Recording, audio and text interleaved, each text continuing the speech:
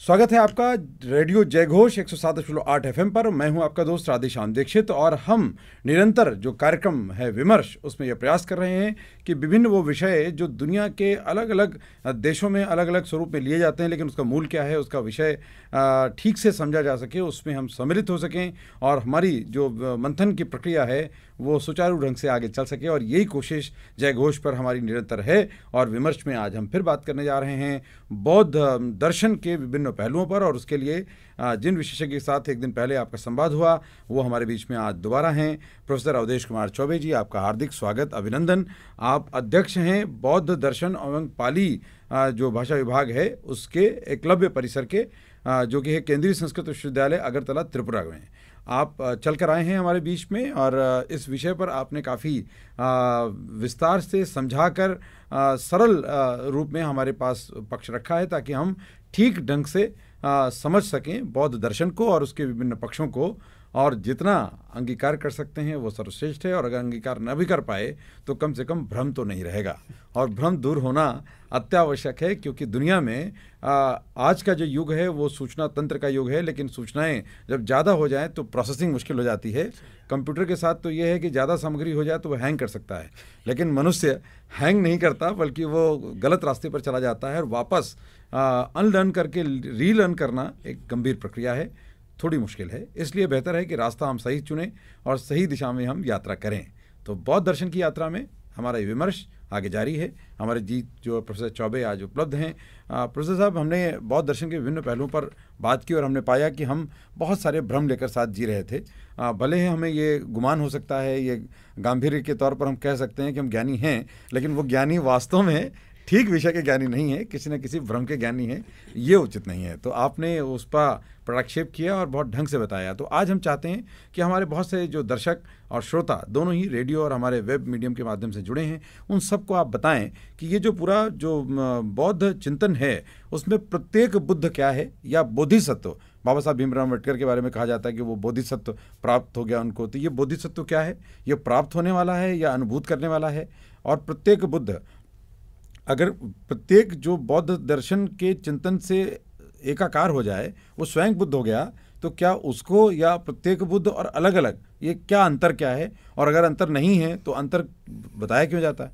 तो इस पर थोड़ा ये कठिन विषय है, लेकिन मुझे लगता है कि आप इसे सरल करेंगे और सबके ग्राह्य होने की स्थिति में इसको पहुंचाएंगे। जी, मैं कोशिश करूंगा कि सरल तरीके से ही, बिना शास्त्र में प्रवेश किए, मोटे तौर पर बातें उदाहरण आएंगे तो अच्छा है। हाँ, ठीक है। तो आपका ये प्रश्न अच्छा भी है, क्योंकि प्रत्येक बुद्ध पर चर्चा आमतौर पर नहीं होती। वो ये जो बुद्धयान है वो 3 प्रकार का विभाजन उसका होता है जी। वो है श्रावकयान, या जिसको हीनयान कहते हैं, और हीन शब्द का अर्थ कल बताए थे, अल्प इच्छा में संतुष्ट होने वाले को कहते हैं। प्रत्येक बुद्ध और जो श्रावकयानी लोग हैं उनमें अंतर मात्र इतना है कि दोनों में एक तो निर्वाणकामी है, दूसरा बोधिकामी है। निर्वाणकामी और बोधिकामी, हाँ, दोनों में थोड़ा सा भेद भी है, इसीलिए उसको प्रत्येक बुद्ध कहते हैं। वो बुद्ध होना चाहता है, लेकिन श्रावक यानी की तरह होना चाहता है, यानी वो केवल अपने को बुद्ध बनाना चाहता है, लोग के सुख दुख में वो सम्मिलित नहीं होता, माने लोगों के कर्म प्रवाह में उसकी कोई हिस्सेदारी नहीं होती। वो एकाग्र होकर के अपनी साधना को आगे बढ़ाता है। वो है श्रावक। वो है नहीं, वो तो श्रावक है, किंतु प्रत्येक बुद्ध वह है जो जिसका उद्देश्य है बोधि प्राप्त करना, बुद्धत्व प्राप्त करना, किंतु बाकी लोगों को उसकी साधना का विषय आलंबन नहीं बनते हैं। महायानी जो होता है वो तब तक निर्वाण नहीं चाहता, क्योंकि निर्वाण कामी सभी हैं मोटे तौर पर। प्रत्येक ये जो श्रावक यानी है सीधे निर्वाण के लिए साधना शुरू करता है। प्रत्येक बुद्ध यानी वो होते हैं, वे सत्व माने प्राणी, वे चाहे वो मनुष्य हो या कोई मनुष्यतर भी, वो साधना करते हैं तब जब लोक में किसी बुद्ध का अवशेष नहीं होता, बुद्ध कोई नहीं होता लोक में। उस काल में वे लोग जन्म लेते हैं और पूर्व जन्मों में किए हुए कर्मों को आगे बढ़ाते हैं। उनका कोई गुरु नहीं होता। वे चुपचाप घर से निकल जाएंगे, मातृगर्भ में आएंगे, जन्म लेंगे, बढ़ेंगे, लेकिन बिना किसी को कुछ बताए वो बाहर निकल जाएंगे। उनका कोई गुरु नहीं होता। वो चुपचाप अपनी साधना को किसी अरण्य में, किसी जंगल में, किसी गुफा में, किसी समुद्र तट पर अथवा नदी के किनारे एकांत में चुपचाप रह करके करेंगे। किसी से वो दीक्षा या अभिषेक या कुछ नहीं लेते। वो पूर्व जन्मों को याद रखते हैं। उनका जिसको हम लोग शास्त्र में जाति स्मृत कहते हैं, जन्म को स्मरण करना, पूर्व जन्म को स्मरण करना। और बहुत साधनाएं जब आप करते हैं तो पूर्व जन्मों को आप पा लेते हैं, पूर्व जन्मों को जी लेते हैं। वो एक प्रकार की अभिज्ञा है, एक प्रकार की सिद्धि भी आप कह सकते हैं, जानने की पद्धति। उसमें आप पहुंच जाते हैं तो मातृगर्भ को समझ जाते हैं, विभिन्न जन्मों में अपने अस्तित्व को देख पाते हैं। इसलिए मोह नहीं हो पाता। ये जो संसारी चीज़ें हैं कि हम इसमें पैदा हो गए और हमारा सारा कुछ ये है वो है, लड़ना झगड़ना वाला, वो सब में वो आकर्षण रह ही नहीं जाता। तो फिर वो साधना केंद्रित हो जाते हैं। अंतर ये है कि वे किसी को उपदेश नहीं करते। और श्रावक यान में जब वो अपनी साधना कर रहे होते हैं तो अपने से हीन सत्वों को उपदेश भी करने होते हैं, अपने से जो श्रेष्ठ हैं उनके प्रति वो श्रद्धा भी निवेदन करना होता है। वो सब सारा कुछ होता है जो कल ब्रह्म विहार के रूप में थोड़ी सी चर्चा हुई थी, मैत्री, करुणा, मुदिता और उपेक्षा। उसका वहाँ भी मूल्य है, लेकिन महायान में उसका विस्तार है पूरा। और प्रत्येक बुद्धियान में ठीक है वो करेंगे, लेकिन वो पता नहीं चलने देंगे कि वो चुपचाप बहुत अच्छे महात्मा हैं, अपने में रमे हुए हैं, भीड़ का हिस्सा हो सकते हैं, किंतु पता नहीं चलेगा। वो चुपचाप साधना करेंगे। उनकी अपनी यात्रा आंतरिक यात्रा जारी रहे। और हम सबकी अभी आंतरिक यात्रा अब जारी हो चुकी है, क्योंकि इतने गुण चिंतन के साथ जाएंगे तो अंदर में कुछ तो प्रवेश करेगा। और अगर प्रवेश कर रहा है तो ये हमारी सफलता है, और प्रोफेसर अवधेश कुमार चौबे जी की भी ये उपलब्धि होगी, क्योंकि एक शिक्षक के तौर पर, एक प्रस्तुता के तौर पर ये लक्ष्य रहता है कि हमारे श्रोता, हमारे दर्शक एक में हो जाएं और हमारे अंतर्मन मिलने लगें, और जो विषय है वो विचार के स्तर पर आ जाए, और विचार मंथन के स्तर पर आ जाए, मंथन चिंतन की ओर ले जाए, और जो चिंतन हो उसे हमें भी सीधे बोधिसत्व प्राप्त ना हो जाए, लेकिन बोध तो हो जाए। और अगर हम प्राप्त हो जाए तो बोधिसत्व, वो प्रश्न के उस कड़ी में हम आते हैं कि वास्तव में बोधिसत्व क्या है? क्या बोध हो जाना बोधिसत्व है या कुछ और? बोधिसत्व यान महायान का हिस्सा है, पूरी तरह से महायान में प्रवेश होना। बोधिसत्व उस सत्व को, यानी उस प्राणी को, उस मनुष्य को भी, उसमें मनुष्य भी आ जाता है, देवता भी आ जाते हैं, सभी आते हैं, कहते हैं जो कि बोधि के लिए प्रयत्नशील हो गया हो अथवा संकल्प ले लिया हो कि मैं महायान में प्रवेश करूंगा, और करने के लिए वो साधना में प्रारंभ हो जाता है। किंतु जिस क्षण वो संकल्प करता है कि मैं महायान को धारण करूंगा, क्यों करूंगा, उसी में महायान का लक्ष्य छिपा है। वो कहता है कि दुनिया के सभी प्राणी जब तक निर्वाण को नहीं पा लेते तब तक वो जन्म लेता रहेगा, मृत्यु को लेता रहेगा, जन्म लेकर के अपनी साधना को आगे बढ़ाता रहेगा। अपने से हीन जो प्राणी हैं, सत्व हैं, क्योंकि केवल मनुष्य नहीं, तो उन सबका मार्गदर्शन करता रहेगा। तो ये जो, और उसके लिए वो बार बार जब तक आकाश की स्थिति होगी तब तक वो जन्म, लोगों के दुख को दूर करने के लिए प्रयत्नशील रहेगा, यानी उसके लिए जन्म लेता रहेगा बार बार, दृढ़ संकल्पित वो स्थिति। तो वो महायानी हो जाता है जो ही संकल्प लेता है। अब मैं एक छोटा सा श्लोक है वो भूसुकपाद का, वो महासिद्धाचार्यों में 84 महासिद्ध हुए हैं, उनमें वो भी अग्रगण्य हैं, 5-7-10 लोगों में एक वो भी होंगे। तो भूसुकपाद का नाम था शांतिदेव, और आचार्य शांतिदेव का प्रभाव सभी महायानी देशों में है, केवल माने हिमालयन रेंज में नहीं। तो उनकी पोथी है बोधिचर्यावतार, बहुत प्रसिद्ध पोथी है। वो लिखते हैं कि आकाशस्य स्थिति यावत च जगत स्थिति तावन में स्थिति भूयात जगत दुखानि निघ्नतः। उसका तात्पर्य है कि जब तक आकाश की स्थिति है और जब तक लोक की स्थिति, जगत की स्थिति है, तब तक मेरी भी स्थिति हो, ताकि मैं अधिक प्राणियों का, अशेष प्राणियों का दुख से मुक्ति करने में सहयोग कर सकूं। ये बहुत महत्वपूर्ण बात आपने कही है, क्योंकि जो बौद्ध दर्शन है वो दुखों से मुक्ति, मोक्ष का मार्ग है, और ये मुक्ति का मार्ग स्वयं बुद्ध ने अपना साक्षात अनुभूति के साथ प्राप्त किया था और उन्होंने अपेक्षा की कि सभी इसी मार्ग के अनुसरण करें, उनका अनुसरण न करें, बल्कि उनके अनुभूत जो पक्ष हैं उनका अनुभव स्वयं करें, उसका प्रयोग स्वयं करें और उसके जो अनुभव प्राप्त हों उसे स्वीकार भी करें और वही दूसरों को वो उपदेशित भी करें, बताएं भी। उसका मुख्य जो हिसाब किताब है वो यही है कि जानते हुए करना, जो भी आप जाने उसी को माने, मान करके जानने का कोई आवश्यक नहीं है। उस दिशा में जाने पर गड़बड़ाएगा। इसीलिए वो कई बार जो लोग कहते हैं कि बुद्ध यज्ञ आदि के विरोधी थे, बात क्या है, बुद्ध तो ये कहते हैं कि आप कर रहे हैं कोई यज्ञ तो आप जानिए कि उसका जो परिणाम है उसको आप देख सकते हो। अगर आप नहीं जानते, लोग करते आ रहे हैं इसलिए आप कर रहे हैं, तो होगा कि नहीं होगा ये भी तो ऊहापोह का मामला है। तो इसलिए आप वैसी पद्धति अपनाइए जिसमें आप जानते हुए करें, जो करें उसको पीछे पता चल रहा हो कि हाँ आपने किया और वो ठीक जा रहा है और वो आपकी अनुभूति में उतरना चाहिए और तभी उतरेगा भी, तभी उतरेगा तो, जब हम दिखाने के लिए करेंगे, आडंबर के लिए करेंगे या करने के लिए करेंगे या चित्र के लिए करेंगे, जो आजकल दुनिया में ज्यादा होता है, सेल्फी के लिए, फोटो के लिए। सही बात है। तो इसके लिए करेंगे तो विषय गौण हो जाता है और चित्र महत्वपूर्ण हो जाता है। जैसे अभी हम लोग सज धज कर बैठे हैं, लेकिन विषय पर जो चर्चा है वो गौण है, बाकी सब गौण है। तो जो गौण है वो प्रधानता पा गया और जो गुण है वो लुप्त हो रहा है। ये दुखद बात है और हम सबको किसी भी दर्शन को माने, एक विद्यार्थी के तौर पर सभी दर्शन का अध्ययन, जैसे विद्यार्थी किसी भी विषय के अंदर जाते हैं तो वो सभी विषय के विभिन्न विशेषज्ञों के शोध कार्यों को अध्ययन करते हैं ताकि उनका चित्त, उनका मानस और स्पष्ट हो और वो शायद उन सब विद्वानों से भी 2 कदम आगे जा सकें। बौद्ध ने ये नहीं कहा कि आप पीछे रहें, उन्होंने कहा आप इससे ज़्यादा अनुभूत करके और ज़्यादा आप बोध से की प्राप्ति कर लें।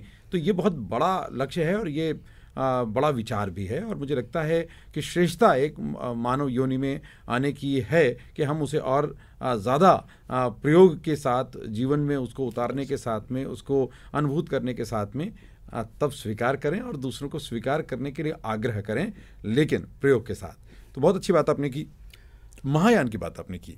महायान की विशेषता या महायान का महात्म्य, उसके विभिन्न आयाम कुछ तो आपने चर्चा के दौरान बताए, लेकिन इसको भी समझना ज़रूरी है क्योंकि जो बोधिसत्व की दृष्टि से आगे बढ़ते हैं, क्योंकि आजकल जो लोकतांत्रिक समाज में रहने वाले भारतीय समाज के लोग हैं वो भगवान बुद्ध से ज़्यादा चर्चा करते हैं बाबा साहब भीमराव अम्बेडकर की, और वो ये मानते हैं कि उनको भी बोध प्राप्त हुआ था और बोधिसत्व की दृष्टि से तो उनके अनुकरण के रूप में चलते हैं। बोधिसत्व शब्द जो है उनको डॉक्टर अंबेडकर को परम पावन दलाई लामा जी ने दिया था। अच्छा।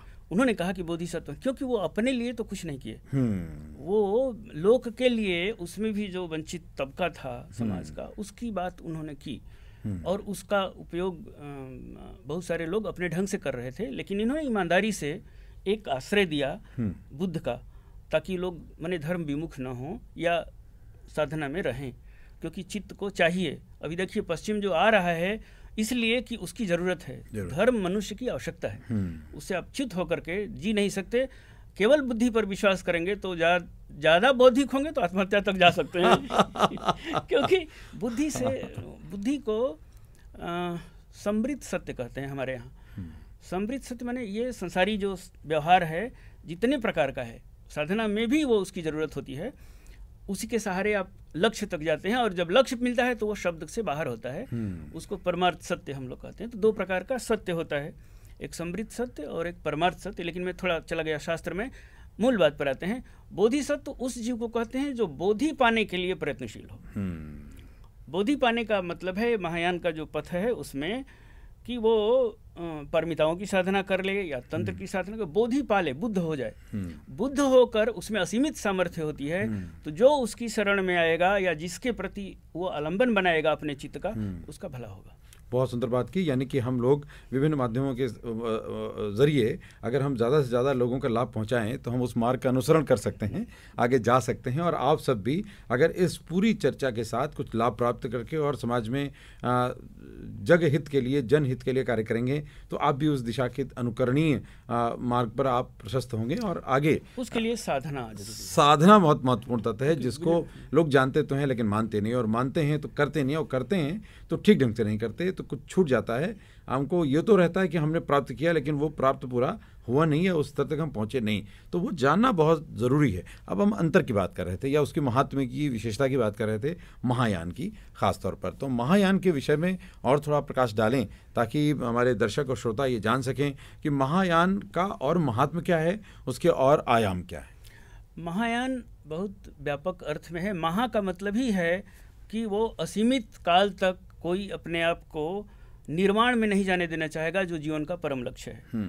और वो बार बार जन्म लेगा, मातृगर्भ में प्रवेश करेगा, उसके सारे कष्ट को सहेगा, और उसके बाद फिर संसार में उत्पन्न होने पर जितने तरह के कष्ट हो सकते हैं उनको भी देखेगा, उनको अनुभव करेगा, लेकिन उसका लक्ष्य रहेगा कि हमसे जो हीन हैं उनका उद्धार करें, उनको रास्ते पर ले आएं, संसारी जीवन से उसकी जो यथार्थता है उसको उससे परिचित कराएं, ताकि जो है उनके भीतर जो राग द्वेष और मोह का जो साम्राज्य फैला हुआ है वो धीरे धीरे कम हो, और कम होते होते वो शायद रास्ते पर आ जाएं।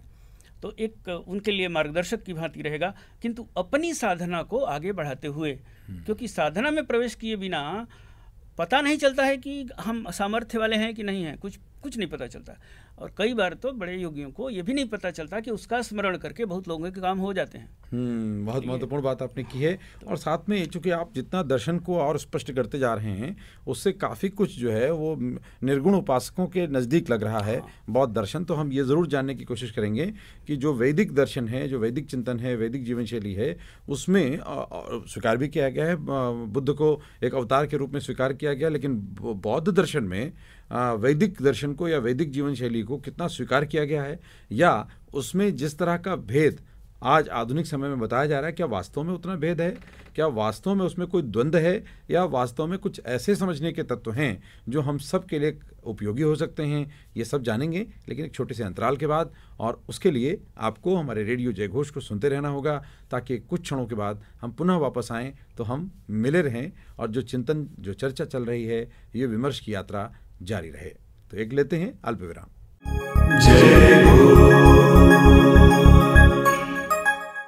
इस अल्प विराम के बाद एक बार फिर आपका स्वागत है रेडियो जयघोष 107.8 FM पर। मैं हूं राधेश्याम दीक्षित और कार्यक्रम है विमर्श, जिसमें हम कठिन विषयों को सरल भाषा में थोड़ा रोचक शैली में प्रस्तुत करने का प्रयास करते हैं, जिसमें हम विशेषज्ञों को आमंत्रित करते हैं और उन विषयों पर उनसे चर्चा विमर्श होता है, चिंतन होता है, ताकि वो विषय थोड़ा सरल हो जाएं, सारगर्भित होते हुए भी।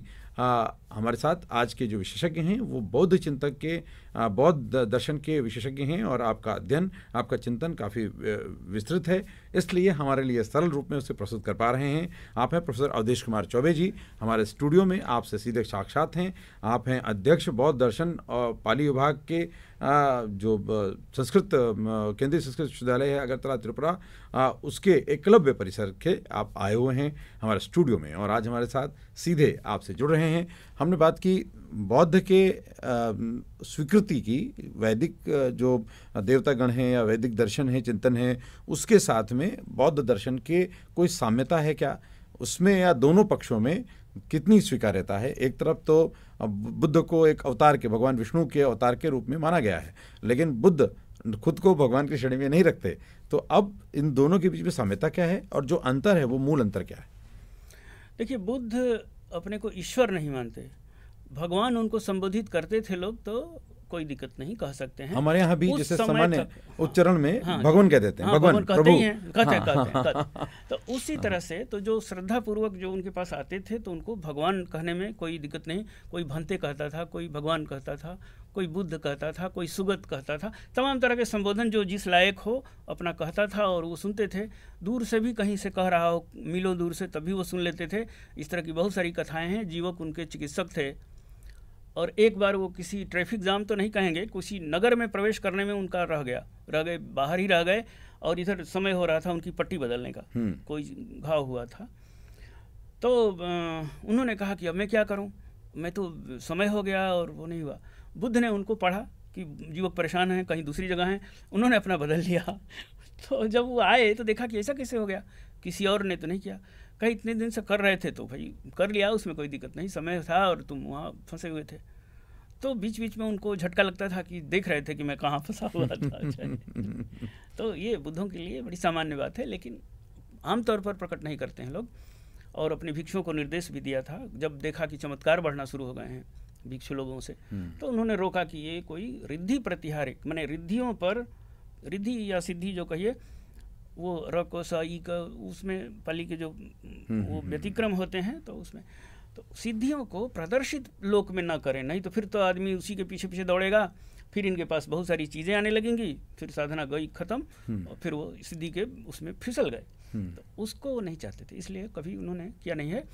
लेकिन महायान में बहुत सारे ऐसे स्थल हैं जहाँ पर देवी देवताओं की बात है। एक ऐसा प्रसंग भी है, करंडव्यूह सूत्र में भी है और गंडव्यूह में भी कुछ अंश हैं।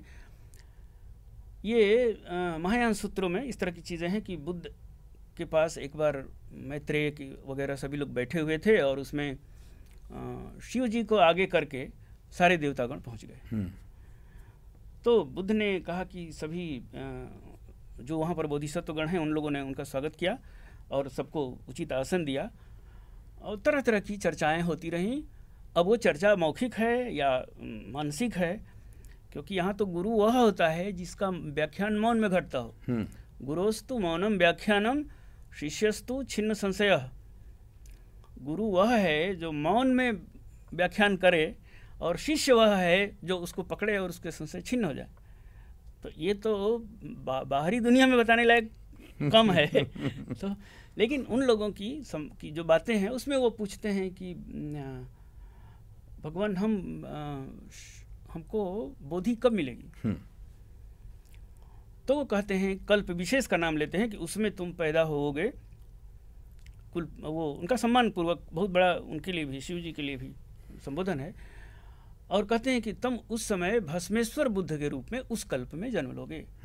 उस कल्प में, उस लोक में। अब इससे लोकांतर की समझ और अगले जन्म की, देवताओं को भी जन्म लेना पड़ता है। तो उसको कहते हैं कि जन्म लोगे और उसमें तुम भस्मेश्वर बुद्ध के रूप में जाने जाओगे। तो जैसे हम लोग भगवान शिव जी को तो कहीं भी भस्मेश्वर महादेव कह सकते हैं, लेकिन भस्मेश्वर बुद्ध होंगे इसके लिए वो उसको हम लोग कहते हैं व्याकरण किया है।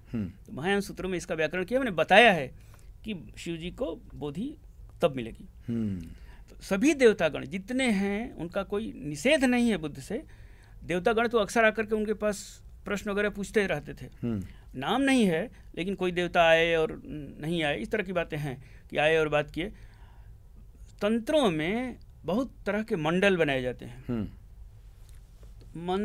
उसमें प्रवेश कराने के लिए मंडल में वो विभिन्न जगहों पर देवताओं की, तो उसमें ब्रह्मा अपनी सरस्वती के साथ, विष्णु भगवान लक्ष्मी के साथ, शिव जी पार्वती के साथ, ये सब वहाँ उपस्थित होते हैं और उनकी सविध प्रतिष्ठा की जाती है, पूजा होती है। तो ये बात महत्वपूर्ण है क्योंकि भारतीय जनमानस तो यही समझता है कि सब कुछ होता ही नहीं है। तो ऐसा वो नहीं है। और ये केवल अपने हिमालयन रेंज में ही नहीं होता। मैंने आप समझिए लद्दाख से लेकर के, लद्दाख में, लाहौल स्पीति में, वो किन्नौर में, और इधर अरुणाचल प्रदेश में, त्रिपुरा में तो खैर थेरवाद है, लेकिन सिक्किम में, दार्जिलिंग में, अनेक जगहों पर हिमालयन रेंज में ये सब महायान की परंपरा है और वहाँ ये सब की प्रतिष्ठा है। तो आप ये नहीं कह सकते। अच्छा, उसके बाद जब ये गया है तो चीन आदि में, पहले तो चीन में नज़दीक पहुँचे हैं, चीन में कई संप्रदाय पहुँच गए, तो उसमें भी ये सब चीज़ें हैं। और तिब्बत में तो समझिए कि शांतरक्षित जब गए हैं तब जाकर के प्रचार हुआ है। धर्म का प्रसार शुरू हो गया था 6वीं शताब्दी में तिब्बत में, और 7वीं में ये गए हैं शांतरक्षित, नालंदा के आचार्य थे, तो वो जाकर के प्रसारित किए हैं। तो हमारे उसमें परंपरा में किसी से द्वेष का कोई कंसेप्ट नहीं है। अगर राग द्वेष और मोह से ग्रस्त चित्त है तो बुद्ध नहीं समझ में आएंगे। इस साधना में जाने के लिए, और बाकी जो आजकल बुद्ध के नाम पर जो प्रपंच चलता है, बुद्ध तो उसको छोड़ करके बाहर आए। तो इसलिए वो बाबा साहब अपनी जगह पर जितने ईमानदार थे, मुझे खेद पूर्वक कहना पड़ता है कि उनके जो फॉलोअर्स हैं उसको समझते ही नहीं कि बुद्ध का क्या। आपने बहुत महत्वपूर्ण बात की है। राग द्वेष प्रपंच और महल और अच्छे अच्छे भवन वो बुद्ध का मार्ग नहीं है। बुद्ध के मार्ग पर जाने के लिए और बुद्ध के दर्शन को अंगीकार करने के लिए इन सब का त्याग है, और त्याग के साथ में जनहित की, जगहित की, विश्व कल्याण की भावना मूल में है। तो तो आपने बड़ा अच्छा समझाया कि इसमें भेद नहीं है, इसमें चिंतन है, और चिंतन के साथ, दर्शन के साथ जुड़ करके जीवन को बदलना और मोक्ष की दृष्टि में साधना के मार्ग से जाना, ये बहुत महत्वपूर्ण है। और इसको अंगीकार करना सामान्य जन के लिए थोड़ा कठिन है, लेकिन जो स्वीकार कर लेंगे इस कठिन मार्ग को, वो सामान्य नहीं रहेंगे, वो असामान्य विशिष्ट हो जाएंगे। और ऐसा विशिष्ट मानो हम सब हो सकें, ऐसी तो भावना हम सब की है, तभी हम चिंतन की दिशा में आगे बढ़ रहे हैं। और दर्शन यही मार्ग प्रशस्त करता है। और जब बौद्ध दर्शन में आते हैं तो बौद्ध के जो मार्ग हैं उनको हम अनुसरण करते हैं। आपने तंत्र की बात की है, तो थोड़ा हम चाहेंगे कि आप जो बौद्ध तंत्र हैं उसके प्रकार, उसके पक्ष और उसका उपाय, ये सब बताएं, क्योंकि लोग जब तंत्र की बात होती है तो समझते वही हैं जो उन्हें समझना है। बताने की आवश्यकता इसलिए है कि उसमें शोध हो जाए, थोड़ा दोष निवारण हो जाए, कुछ तो नज़दीक पहुंच जाएं। तो इसका एक प्रयास हम लोगों का भी है और सबका होना भी चाहिए। देखिए, तंत्र शब्द का जो अर्थ है, तंत्र का मतलब है तन से त्राण। ये जो जीवन यात्रा है बार बार, किंतु ये एकाएक नहीं होती, इसके लिए भी अनेक जन्मों की ज़रूरत होती है। तंत्र इस अर्थ में महत्वपूर्ण है कि साधना की विधि को सुगम बनाते हैं और उनमें विश्वास करते हैं कि एक ही जन्म में हम बोधि पा लेंगे। ये बहुत महत्वपूर्ण बात है और उल्लेखनीय बात है कि साधना की विधि को सुगम बनाना का कार्य जो है वो तंत्र करते हैं। और तंत्र, लोक तंत्र में भी तंत्र है, तो तंत्रिका तंत्र में भी तंत्र है। जनतंत्र, तो तंत्र का मूल अर्थ में जाना आवश्यक है, क्योंकि कई बार हम लोग अपने जो उसका ट्रांसलेशन या अनुवाद करते हैं अपने अर्थों में ले लेते हैं। जैसे कि वैदिक दर्शन में शूद्र का अर्थ लिया, तो शूद्र का अर्थ वो नहीं है। शूद्र हम सब भी मेहनती करने वाले हो सकते हैं और होंगे, जन्म न जायते शूद्र तो जन्म से नहीं है, लेकिन हमने अपने अर्थों में लेकर विवाद पैदा किया। उस विवाद से दोनों का समय व्यर्थ होता है। जो साधना के मार्ग पे जा रहा है उसको समझाने में समय व्यर्थ होता है, और जो उसका मार्ग प्रशस्त करते हुए आपको मार्ग बताने की प्रयास कर रहा है उसका भी समय और ऊर्जा व्यर्थ होती है। तो व्यर्थ ना हो, सार्थक हो, इसलिए इसको ठीक ढंग से समझने की दिशा में हम आगे बढ़ें। आप बहुत अच्छा आपने बताया, इसको थोड़ा और विस्तार दें। तो वो तंत्र जो है, कई प्रकार से इनका विभाजन होता है। तंत्र एक तो पद्धति ही है जिसके द्वारा बोधि को पाया जाए, सामान्य लक्षण उसका वही है। दूसरा है कि ये 4 प्रकार के होते हैं, कहीं 3 प्रकार के। एक विभाजन के अनुसार क्रिया तंत्र, चर्या तंत्र, योग तंत्र और अनुत्तर योग तंत्र भेद से तंत्र 4 प्रकार का है बौद्ध दर्शन, बौद्ध परंपरा में। बौद्ध दर्शन में भी कह सकते हैं, क्योंकि वो भी उसका हिस्सा है। तो बौद्ध दर्शन को जिस ढंग से यूनिवर्सिटीज समझती हैं उस तरह का उसका स्वरूप नहीं है यूनिवर्सिटीज में फिलॉसफी वाला, क्योंकि बौद्ध दर्शन भी कोई एक दर्शन नहीं है, दर्शनों का समुच्चय है जिसको हम बौद्ध दर्शन कहते हैं। और वो विभिन्न कालखंड में उसका उद्भव हुआ है, विभिन्न साधना के क्रम में हुआ है, विभिन्न प्रयोगों में उसका उद्भव हुआ है। विभिन्न प्रकार की चीज़ें जब हम रखते हैं तो उसके बारे में उसका क्या पक्ष है, विपक्ष है, उसको ध्यान में रख करके तो फिर उसको रखा जाता है। और संप्रदाय भेद से उसमें असीमित भेद हैं। तो वो इस तरह से जैसे फिलॉसफी वाले पढ़ते हैं उस तरह का नहीं है। एक बात तो ये है। दूसरी बात ये है कि वो क्रियातंत्र का मतलब है जो बाहरी शुद्धता पर ध्यान दे। जैसे हम लोग की आदत है, मेरी विशेष रूप से मेरे ऊपर आरोप रखते हैं कि हर समय आप हाथ धोते रहते हैं, कुछ भी करेंगे, कुछ खाएंगे पिएंगे तो, या कहीं भी चल रहे हैं तो हाथ धोने की आपकी बीमारी है, हमारे मित्रगण कहते हैं। वो तो खैर कोई नहीं, वो ये बाहरी चीज है। ये एक सबसे निचली स्थिति है जिसमें आप बहुत तरह की शुद्धता और अशुद्धता पर विचार करते हैं। किंतु इसको करना होता है क्योंकि सामान्य मनुष्य को वो सब चीज़ें प्रभावित करती हैं और वो अपनी पवित्रता को बढ़ाते बढ़ाते हो सकता है कि सूक्ष्म में भी प्रवेश कर जाए। तो और लेकिन उसका अहंकार, खतरा है कि अहंकार बढ़ गया तो बंटाधार हो जाता है। और बढ़ता है हम लोगों का अहंकार जो सच है। हाँ, तो वो अहंकार बाधक है, इसलिए बुद्ध इसको बहुत नहीं प्राथमिकता देते थे। किंतु चित्त का जो धर्म है सबका अपना अपना है, और वो केवल उपदेश से तो नहीं होगा जब तक हम भीतर नहीं समझेंगे उसको। जब भीतर से समझने लग जाते हैं तब वो अपने आप छूटता जाता है।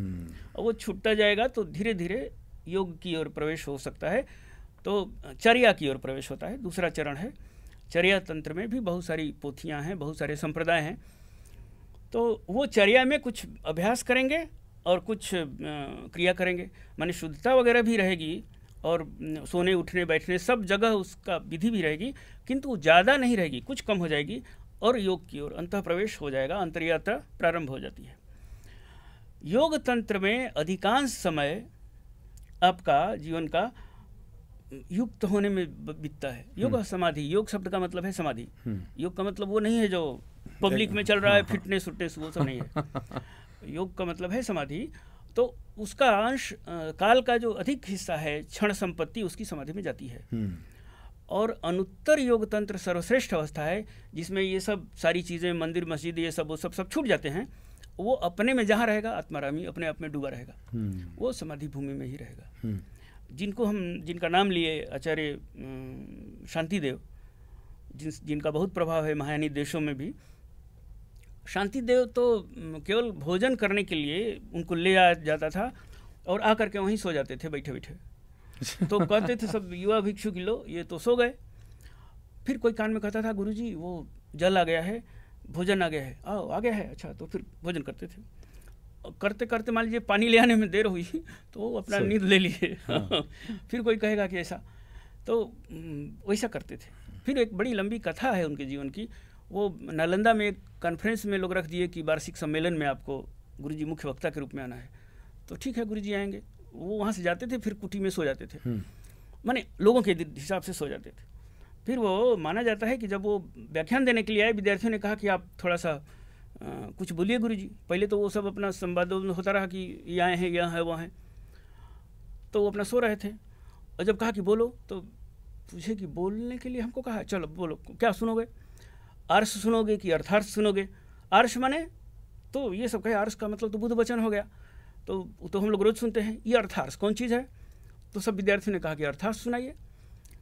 तो उन्होंने बोधिचर्या अवतार, जिसकी पोथी का अंतिम श्लोक में बोला हूँ, शुरू कर दिए। तो कहे सॉरी, तो संस्कृत में बोल रहे हैं, और अनुष्टुप छंद में बहुत लंबा चौड़ा ग्रंथ है। तो सबको बोलते गए। लेकिन 9वें परिच्छेद में जब आए तो उसमें एक प्रकरण है, एक श्लोक बोल रहे थे जिसमें यह है कि जब वो चित्त निरालंब हो जाता है तो शांत हो जाता है। निरालंबा प्रशम्यति। तो अब वो जो ही कहे कि निरालंबा प्रशम्यति, उसके पीछे लोगों ने देखा कि एक स्वर्णिम रथ है और उसमें से कोई उतर रहे हैं। वो बोधिसत्व थे, मंजूश्री कहते हैं उनको। मंजूश्री उतरे और उन्होंने उनसे निवेदन किया कि चलिए। तो वो उठ गए, जैसे लोग कहते थे वैसे वो करते थे, क्योंकि उनका अपना कुछ नहीं था। तो जैसे लोग कहे कि अब चलिए भाषण दीजिए, तो भाषण देना शुरू किए। वो कहे चलिए, तो चल दिए। और वो रथ उनको लेकर के गायब हो गया। उद्भव होते और तिरोहित होते देखा गया। किस मार्ग से आया, कहाँ से आया, ये सब किसी को नहीं पता। तो उन्होंने एक उंगली उठाई, तो वो उंगली का अर्थ ही लोग समझे कि, पहले तो समझे नहीं, बहुत देर तक सब सन्न रह गए, ये क्या हो गया। फिर लोगों ने कहा, आचार्यों ने, कि उन्होंने कहा कि उधर की ओर इशारा किया है, चलो उधर देखते हैं क्या है। तो उनकी कुटी की ओर लोग दौड़े।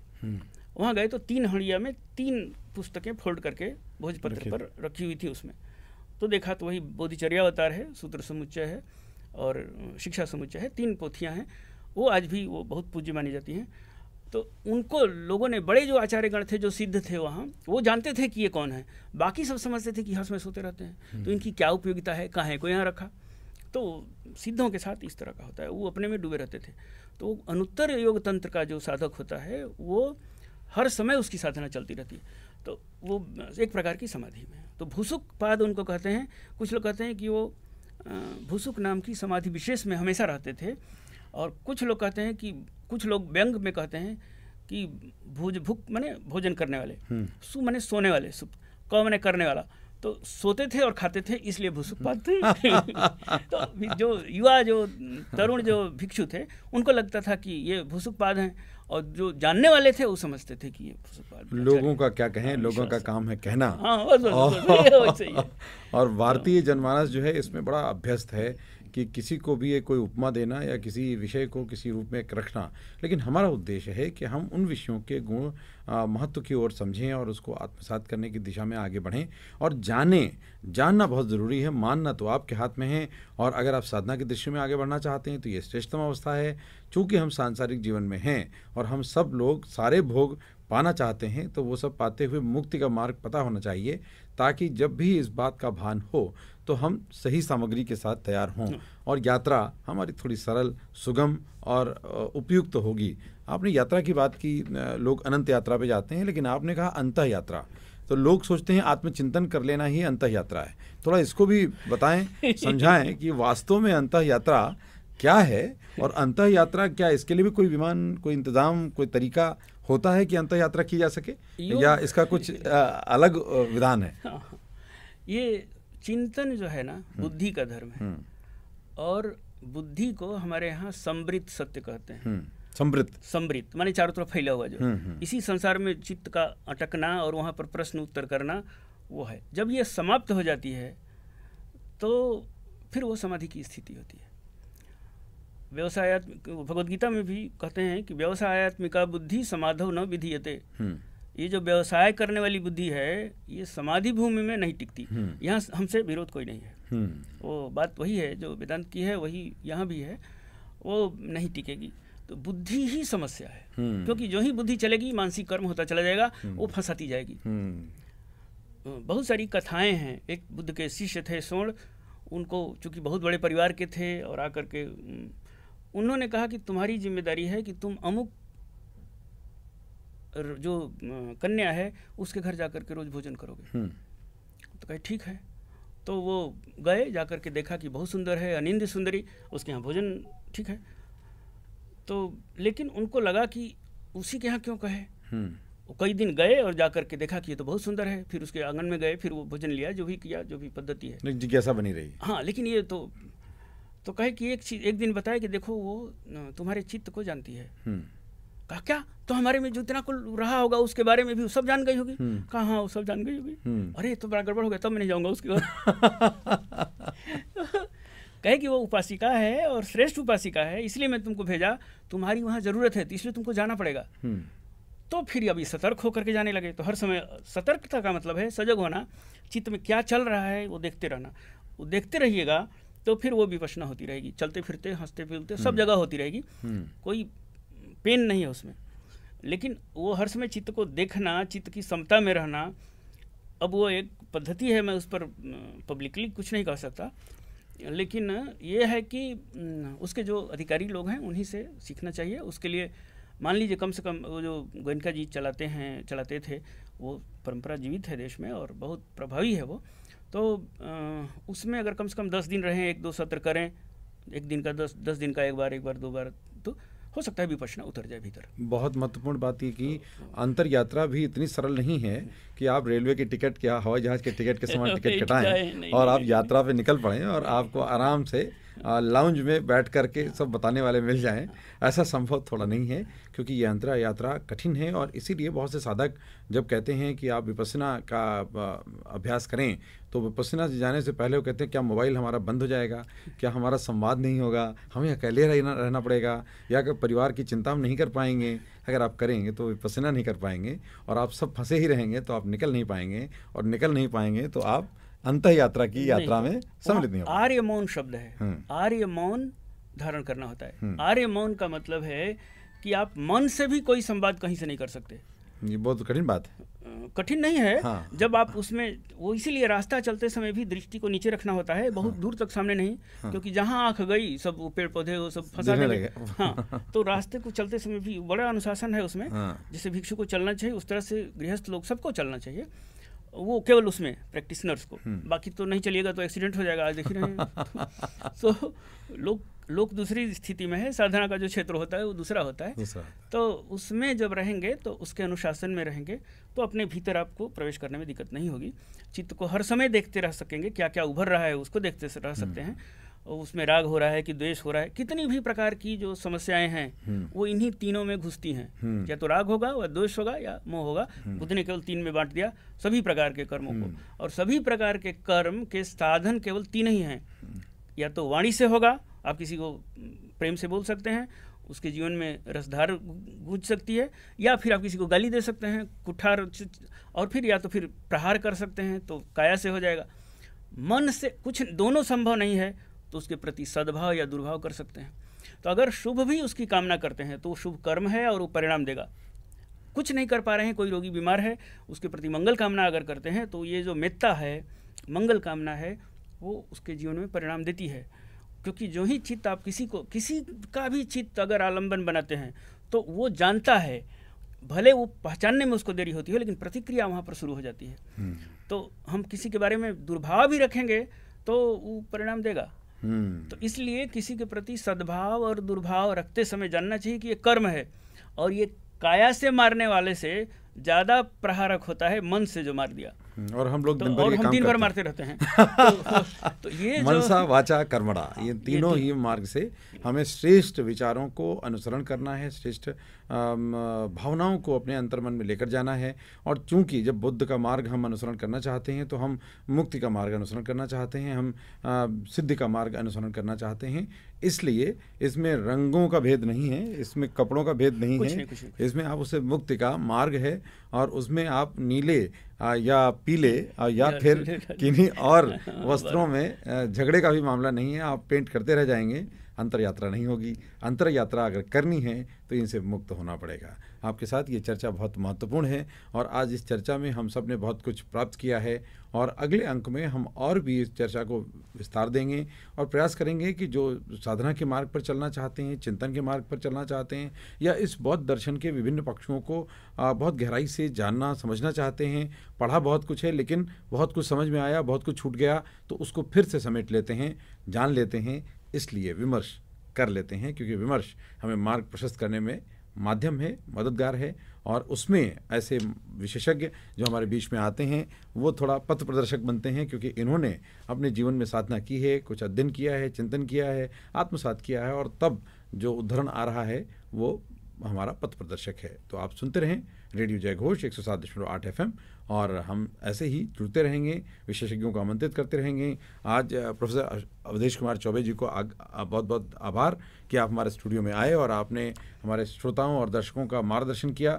और साथ में कठिन विषय है, क्योंकि जो कठिन विषय होता है उसमें उबासी भी आती है, थोड़ी नींद भी आती है, कठिनाई होती है आत्मसात करने में, लेकिन ये हो तो ये पता चलता है कि ये विषय महत्वपूर्ण था और अब ग्रहण हो रहा है धीरे धीरे और शायद ज़्यादा संतुष्ट होने पर भी शांति आती है। तो उसको भी हमें समझते चलना है और स्वीकार करते चलना है। तो जुड़ेंगे अगले अंक में। आप सबका आभार, धन्यवाद, नमस्कार। जय